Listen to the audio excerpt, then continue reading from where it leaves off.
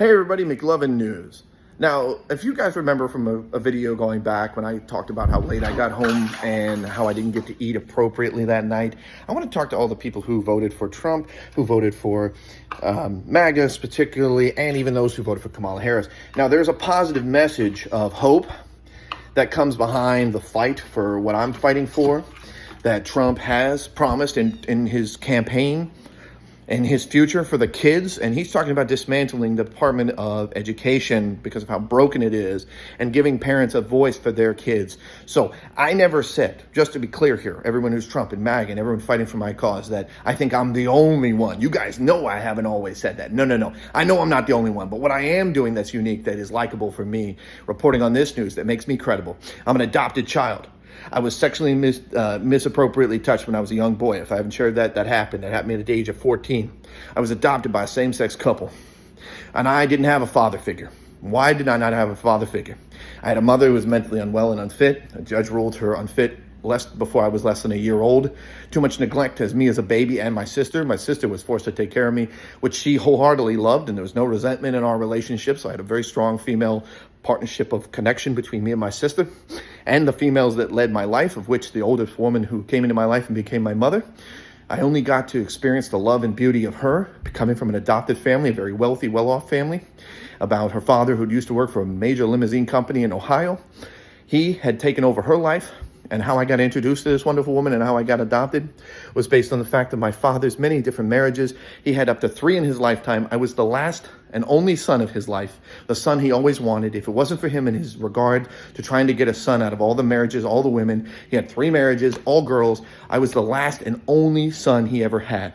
And what makes my word credible? I'm an adopted kid who was raised from a loving family, even from someone who wasn't raised in the same climate that a lot of religious, political, Baptist, even Muslim. Doesn't matter what religious house you come from. I come from a completely new experimental exposure to just love and nurture and nature. Call it nurture and nature. That is the exposure to me to a same-sex relationship, when same-sex people, the beauty of this relationship and my life and my family and my 2 mothers, including one who's still alive today, and I still love her very dearly, even if we had our differences and even if she didn't get along with my dad. And there's a private story to the reason why they didn't get along. And me and her didn't get along, probably because I reminded her a little bit. It was when I was a teenager. I was frustrated. I was confused. You know, the classic problem when boys don't grow up with their mothers. They don't have a male role model in their life. They struggle. Okay, the basis of claim of me holding Donald Trump for all the kids, all the children responsible. We're not holding his feet to the fire. We're holding him accountable. It's accountability. 2024 election opened the door based on the fact that Trump opened that in 2016, and he further opened the door, even though I didn't vote for him in either election. I do not hate Trump. I don't waste my second in my life, and anybody preaching hate should walk back immediately, because our children don't need that. Generations don't need that. I'm a kid who grew into a man, and I've been fighting it every day, proud to be who I am, because my acts and my pride of who I am and who I've grown to be, even a part of the LGBT community, being demisexual. And again, for anybody who doesn't know what demisexual means somebody who can only love somebody with an actual sincere connection, a bond. So exclusively to that definition, a bond. Now, the other meaning of demisexual that a lot of religious people will hate on, discriminate against, put that bigotry and that indifference is based on the belief that the Lord and the Heavenly Father does not accept people who are LGBT. Because the real core true definition continuance that links up a demisexual person with the rest of the LGBT means that I can accept, me as a man, can accept the beauty of another human, even the same sex and the same gender, including all body parts. And I could, in fact, find myself in a relationship with that person, and it could turn intimate. But I, as a demisexual, for me exclusively, to my case, to my individuality, to my spirit, to my nature, I have been coming up in a world where I was raised by a silent generation. I didn't know this about myself until I hit almost into my 30s. This always explained why I was so indifferent and different to everybody else. Not that I was indifferent to being ignorant to them, but why I could not connect with them and feel and relate, because most people couldn't look at me and relate because I didn't know about this about myself to talk about it and speak about it. And at that time, most people were too young to be able to relate. And my current family were going through their own cycle. They would have been seeing me becoming somebody who I was, but it wasn't meant to happen then. Just like the phrase, everything happens for a reason. That's why I'm here in this time, in this lifetime now, speaking out for the kids, for the generations, as a proud member of an adopted same-sex mother partnership who led me all throughout my life until she passed away when I was a mere 14, 15.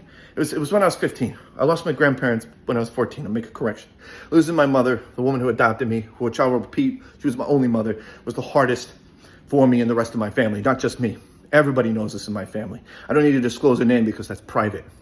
Now, everybody in my family from that day was rifted, sifted, divided, but we still stuck together because family is blood. Every family out there knows that. So when you're taking care of your son or daughter, when you're a mother, when you're a father, and you're looking at your kid and you remember what they've been through and what they've dealt through in parental growth, and the child, your son or daughter, looking at you and what they're dealing with and their confusion and their frustration. Let's say, like me, they didn't have a father figure. They don't have a man or a male role model, more exclusively, not just a man. Doesn't matter what is between his legs, just a man. A man that perceives the role, okay? Because a man could lose the privacy of what's in between his legs. A woman could. She could lose her chest, her breast. She's still a woman. The XY chromosomes, yes, this is true. I don't denounce these things. So for all those who challenge who identifies as which gender, okay, you know what? Just like religion, let me touch on this real quick with the gender identity crisis, the conflict, how boys shouldn't be playing in sports and girls vice versa in men's sports. They should have a group of their own. They should have their own class. And they should be able to openly admit who they are. They shouldn't be hiding that. Same thing with the bathrooms, especially when there's children around. They should have the decency and integrity not to expose that kind of exposure to kids. That's called nurture and nature delicacy right there, not putting kids in weird, comfortable positions, or adults for that matter. And I stand by that because even I in the LGBT community don't want to see the exposure of certain content, certain degrees of mature level adult thinking shouldn't be pushed on other kids. And that's the content of my character. Do as to others as you do upon them. Do good upon thy neighbor. Love with absolute, unconditional love. And I wasn't raised in the religious household. I wasn't raised in religion, but through people, good Christian people, good Baptist people. I found love of the Lord, even when I knew many people wouldn't be able to understand who I am. And why I even bring that up now is because I've seen so many videos that have inspired me to remind me that the Lord has always been with me, even though I am not a part of what most people perceive as like true religious upbringing in a household where I could possibly use the claim that I have had the foundations and principles to understand the merits of what the Lord and the Almighty speak of. The difference is many people cannot use the comparison to say what the Lord accepts and what he does not accept by the true love of who accept him. And on the basis of that principle, I believe Jesus Christ died for our sins. I may not go to church at all. I may not read Bibles. I may not read scripture. I may not pray, but I do believe in the Lord Almighty. And as an LGBT member in my community, for who doesn't know me, I stand up for those who are part of that. And another side of me, I'm also a furry. If you don't know what a furry is, it's a person who identifies as a spiritual animal. There's also the other side. They feel that they are an ancestral animal. There's the real side of feeling like a real animal. Then there's the other side that's more fictitious. I am more on the side that believes in the inner spiritual animal, but I do not think of myself as an actual animal. I know I'm a human being. I'm an animal in that degree. My inner animal is very common, but it's very unique. If you want to ask me about that or learn about that within me, I promise you, it's nothing like what people monstrously label furry people to be. Into that weird, dress up like animals and have inappropriate adult carnal relations, which means inappropriate relations with one another. Kissing, touching, feeling, getting into the carnal, inappropriate adult, promiscuous, which means sexual nature. That's the nicest way I can put it. Thank you for watching Mcluvin News. I stand by this message, and let's hope that Donald Trump represents the kids like he promises, because I heard it from a good friend of mine who's already started talking to me, maybe doesn't know everything about me. Don't need to mention his name because his vote and his right and his privacy is protected. Same thing with everybody else who comes to my channel. You don't need to scream who you voted for. You don't even need to give out your full name. But your voice, if you want to be proud by that, you have a right to be supported here for the fight for the kids in the future, because me, I know what it's like growing up as a kid, coming into this world, feeling misunderstood, feeling outcast, feeling isolated and alone. I got bullied in high school. I skipped past some of that stuff. I skipped past a lot of the hardship of the death, the grief, the despair that I've been through. I've been through some pretty heartbreaking moments in my youthful life in which I thought I'd never find a connection. And today, all my life, I can testify and state, I've never had a true relationship with a girl who didn't use me for something less than my money. Not my truck, thankfully. Never used me for my truck. But couldn't find a comparison of connection with me, even through the vast amount of music, love, and passion that I have.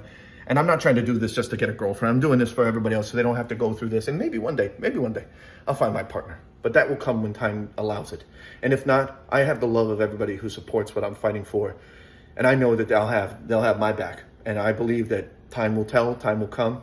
Time is the true giver and taker, as I've always believed. And people in it are the true blessers, or people who are owed to their own accountability. And we hold Donald Trump to that accountability. I make that vow that I hold Donald Trump to that accountability, to dismantle the broken education system if it is broken and there are improper leadership and fundamental structure and hindering parents from having the right to make their voices heard. But parents, you are also responsible for what constitutional levels of implemented education and fundamental growth of what you put and bestow in the future children that are going to lead America. I want those kids to have their dreams, their voices. Because if this is true and Donald Trump upholds his promise and he dismantles the education board system, here's my statement. He had best do it if it means the full integrity of restoring the faith of American people, parents and families and children, even foster children and children that haven't had their voices heard, even the children who are sick and dying, who don't have the right medical treatment. There's a lot of weight and a lot of responsibility. Let's not rush to jump to any kind of rushed conclusions, to put a bunch of negative thought to this. We're going to pray that Donald Trump proves what he says he's going to do, because I was not a supporter of him in my entire life, but I am believing that from my awakening of knowing that Donald Trump opened the door, we got to thank him for that. And now it's on us. Accountability is on us. Donald Trump opened the door. His voters made their voice heard in 2024. And even the claims that I recently posted in the election claiming that Donald Trump's election over Kamala Harris was stolen. Well, Stephen Whittemore, I believe is his name, he made a post and claimed that the electoral votes through the ballot boxes and the electoral tab of the hard drive disk put in there that was shared with the full system during the voting process. He claims that there was election fraud, or at least there's a suspicion of something that went horribly wrong. If that's true, we will find the truth. But I don't just suddenly dismantle everything I've been speaking about, because the core principle of division is the fighting cause of what I stand by. Division must stop and it must end, and it's going to take a lot more than me to get it done. We need to unify as a country, because religion is taking the hit and the blow too. You wonder why people have lost faith in certain religions and label and demonstratize certain religions. It has all started with the labeling and wrongful bias that even targets those of good quality that come from other countries. And if we're going to talk about a quick summary on something with immigration, border control, women's right to choose, case-by-case study on women's right to choose. It's on the partner, the husband, but also the woman. The woman's voice matters, because that's her body, and the husband, the partner. Now, if he waives rights, it's on her. And then we leave it up to the state. But again, case by case, very sensitive. I don't assume to think I know the full choice, but I do not agree with Arizona's 1864 law, which you can look up yourself, that removes a woman's right before even back to 1864, when even African Americans, black people in this country didn't even have a right to even walk on the earth in free will without chains and shackles. And that's a fact. We don't need to go back to 1864. We don't need to uphold 1864. And Donald Trump, I will say this too, he said he was going to walk that back. He was going to take care of that. I'm holding him accountable in 2025 through 2028 to make that the reality from his presidency, his candidacy. If he is the elected leader and he legally won, which I stand by at this point to believe that that's the case of the truth until proven otherwise, he is the elected leader. Their voices are heard. Everything and every claim I made is true. And on immigration, since the sensitive topic of women's rights, I don't just shut that aside, because remember, I was raised by two women. On immigration, I do stand by the fact that people who come here just to travel through the country to have babies should not have legal right to just have a baby here and have it born here and have complete and total immunity and citizenship. I also do not believe that immigrants who come here illegally, who don't pass their background checks, who don't pass their legal status, who do not pass their citizenship test, which I'll say for the record, not to be funny, average American, probably even me, I can even agree, I probably couldn't even pass the citizenship test, and I was born here. Now, maybe I could. I don't know. I'll give it a shot one of these days, and I'll be there to record it when it happens, just to do the test to prove. And I'm pretty educated, pretty well-spoken, and pretty articulate from what somebody's told me. And more recently, my dear friend I mentioned, I don't need to say his name, but out of respect for him, it's his own right, his own privacy. He's not asking to be public in my videos. So what I'm trying to say here is that if people come into this country don't have the same freedom that the Statue of Liberty stands for, then America is not the same America that we stand behind, even when we united against terrorism, even if the Bush administration pushed us into war for oil and weapons of mass destruction, WMOD, right? You guys don't remember that? Look through the annals of history. Go back before everything, even before Obama. We were united back then against one common problem.